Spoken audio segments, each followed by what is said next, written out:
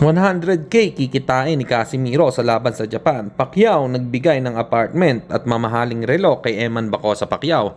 Ito nga't pag-usapan natin. Pero bago ang lahat, pakisubscribe po ng channel ko. Huwag nyo na rin kalimutan i-click ang notification bell para lagi kayong una sa balita. Pag-usapan nga po natin mga kaboxing, matapos lumabas ni Eman Bacosa Pacquiao sa KMJS ay madami na ang dumating na blessing sa kanya. Nandyan yung pagpirma ng kontrata sa GMA7, yung pagbili ng mag-asawang Vicky Bello at Hayden Ko, at nandyan din na ginawa siyang ambasador ng kilalang watch o relo na Swatch. Dahil sa mga yan ay nabatikos tuloy ang ama nitong si boxing legend Manny Pacquiao na bilyonaryo naman yung tatay. Bakit hindi ito ang magbigay sa anak? Pero sa binalita ng pep.ph, taliwa sa lumalabas na balita na walang binigay si Pacman kay Eman. Ibinigay lang naman po ni Pacquiao sa kanyang anak na si Eman Bacosa ang mahalagang mga pag-aari tulad ng isang apartment at isang marangyang relo. Kahit na bago ang pakikipanayam ni Eman sa KMJS at Vicky Bello at Hayden Ko na pinamili ito ng mga gamit. So natuldukan na nga ang issue. Talagang may suporta sa anak si Manny Pacquiao kay Eman Bacosa.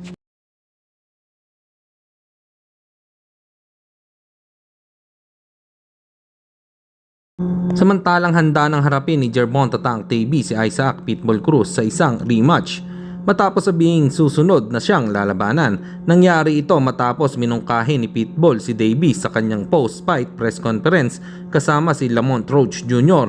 Ginawa itong mukhang duwag si Davies dahil hindi pagbibigay sa alinman sa kanila ng rematch. Sa palagay nyo mga kaboxing, totoo kaya ang sinasabi dito ni Gervonta Tank Davies?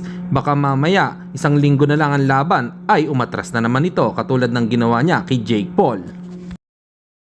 At sa kabilang balita naman tayo mga kaboxing, sa nilabas or na-share po ni Mark Yao or mas kilalang Silver Boys TV ay pinagtawanan nito si Jason Casimiro dahil laging nagsasabi ng paldo. Dahil sa pinost nito ay ang kikitain po ni Janrel Cuadrolas Casimiro approximately ay aabot ng $2,000 sa laban na 8 round or kung i-convert sa Philippine money ay aabot ng 100,000 pesos.